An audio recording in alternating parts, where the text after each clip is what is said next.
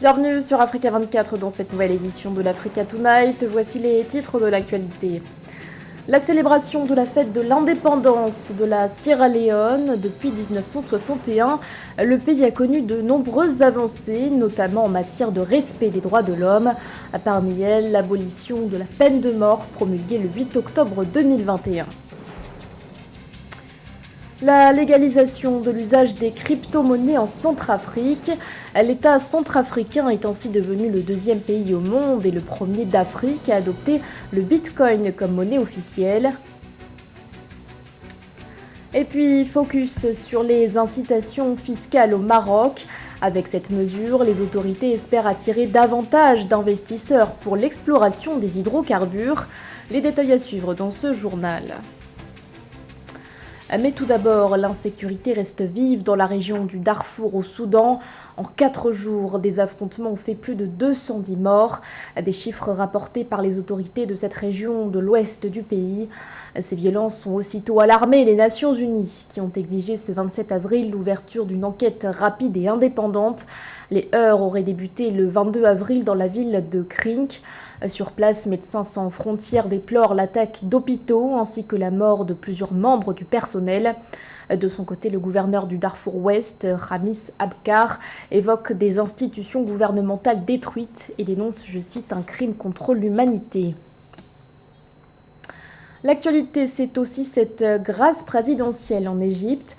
Plus de 3000 prisonniers ont en effet été graciés par le président Abdel Fattah al-Sisi. Une mesure effectuée à l'occasion de l'anniversaire de la libération du Sinaï, selon le ministère de l'Intérieur. Sur la liste des personnes graciées figure notamment le journaliste Hossam Monis. Arrêté en 2019, il avait ensuite écopé d'une peine de prison de 4 ans pour diffusion de fausses nouvelles.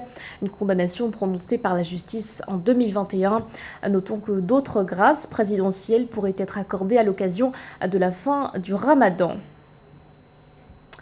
Ce 27 avril était un jour de fête pour la Sierra Leone.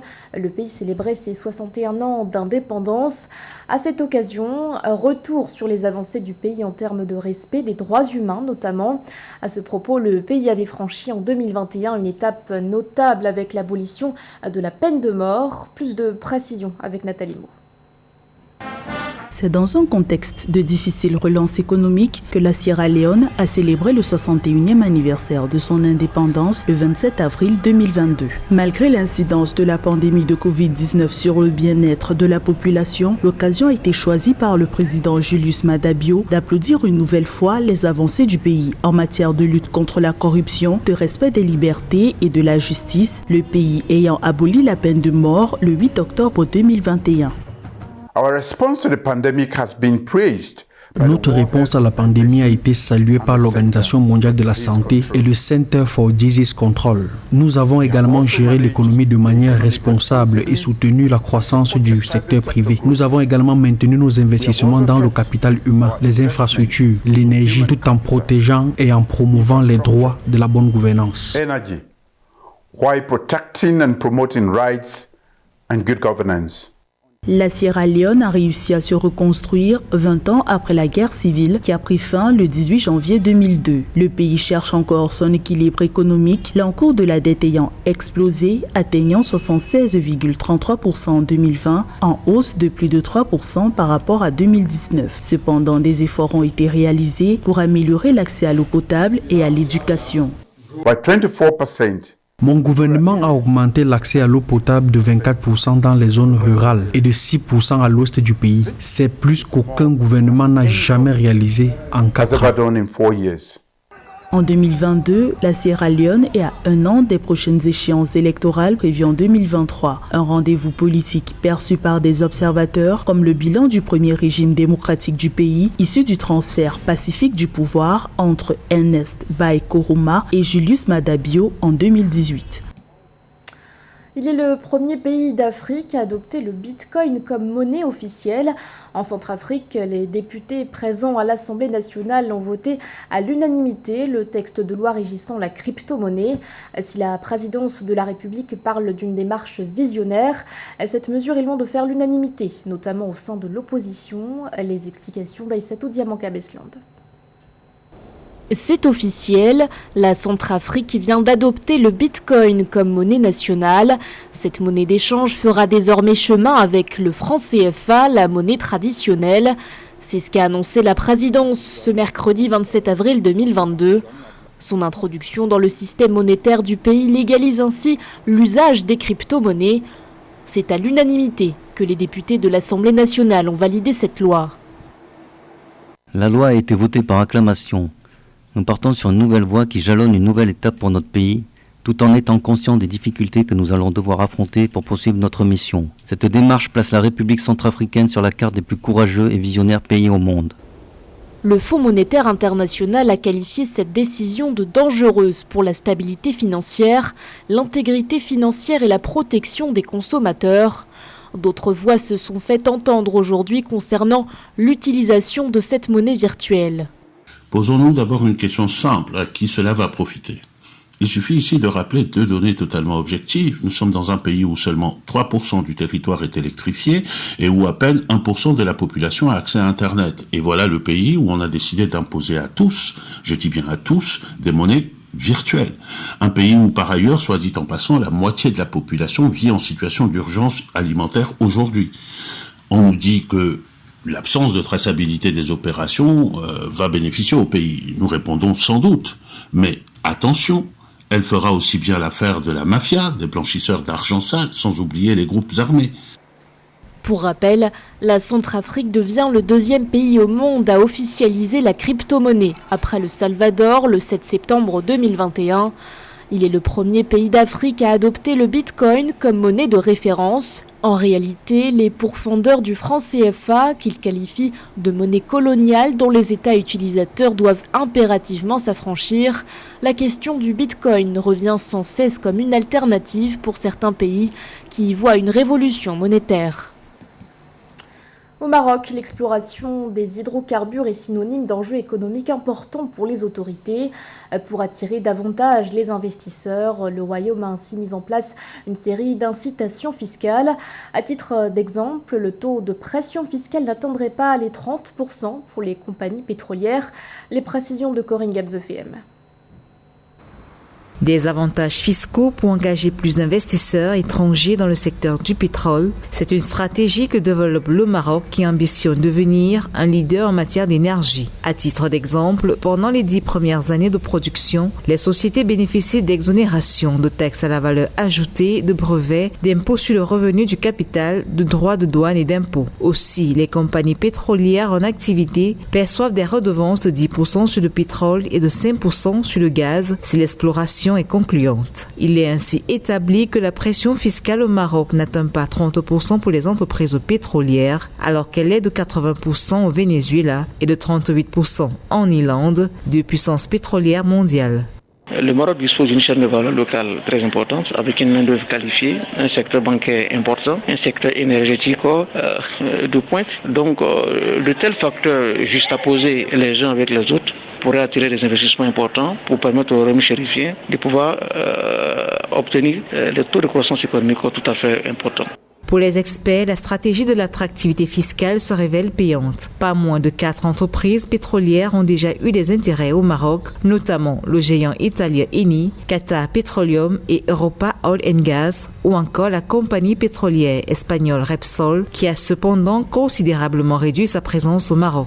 Mais la principale crainte est que déjà le Maroc avait été déjà épinglé il y a 2 ans comme étant un paradis fiscal. Et donc la baisse d'une telle pression fiscale peut susciter évidemment des interpellations au niveau de l'OCDE, qui est l'Organisation de la coopération et du développement économique déjà. Et une telle interpellation pourrait être nuisible pour une diplomatie économique marocaine qui de plus en plus cherche, au-delà notamment du traité de la Méditerranée avec les pays arabes, de pouvoir investir notamment dans l'Afrique, en Afrique noire subsaharienne.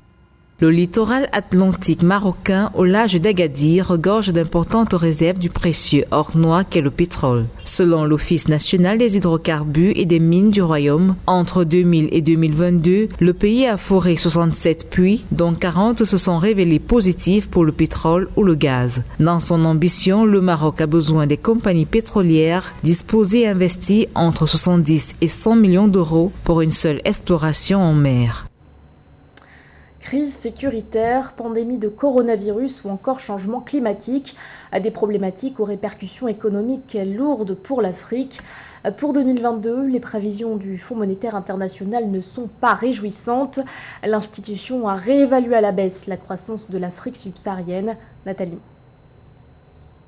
En soutien aux pays d'Afrique de l'Ouest, notamment ceux qui ont connu des coups d'État militaires au cours des 3 dernières années, le Fonds monétaire international, le FMI, apporte des conseils sur la bonne gouvernance, une répartition équitable des ressources ou encore la sécurité sociale. Alors que des sanctions politiques et économiques pèsent sur le Mali ou encore la Guinée au niveau des institutions régionales et continentales, le FMI poursuit sa contribution au développement de ces pays. On s'assure en fait, dans nos programmes que les ménages, par exemple, les plus vulnérables sont protégés, qu'il y a des efforts pour réduire les inégalités et que les ressources sont acheminées vers ceux qui en ont le plus besoin. Sur le continent africain, le FMI s'attaque de front au changement climatique alors que la transition verte a été définie par les États comme l'un des piliers de la transformation économique de l'Afrique. Au FMI, le Fonds de résilience et de soutenabilité pourrait répondre à ces challenges. L'objectif, c'est de réunir ou d'avoir à peu près 45 milliards de dollars qui pourraient soutenir au moins 2/3 des pays membres dans le développement de politiques d'adaptation au changement climatique. En Afrique, où des poches actives d'insécurité liées au terrorisme, aux conflits indépendantistes et communautaires touchent l'ensemble des régions, la persistance des risques liés à la sécurité réduit de 2,5% en moyenne les activités économiques en Afrique subsaharienne. Les conséquences de la guerre en Ukraine se font sentir en Côte d'Ivoire. Petits commerçants et consommateurs doivent faire face à la hausse des prix de l'huile de palme. À Abidjan, le prix du bidon d'huile de palme se chiffrerait désormais à 25 500 francs CFA. Les détails avec Zahra Mohamed Moutiou. Le stand de gâteaux aux haricots frits de Djenaba Belem, basé ici à Abidjan, est un monde loin de la guerre qui fait rage en Ukraine. Mais son petit commerce est maintenant à la merci d'une conséquence inattendue, l'emballement des prix de l'huile de palme en raison de l'augmentation des cours mondiaux. Une situation également liée au resserrement de l'offre dans les principaux pays producteurs. Les clients se plaignent, disent que non, la galette est devenue plus petite. C'est devenu plus petit qu'avant. On essaie de leur faire comprendre que non, ce n'est pas de notre faute.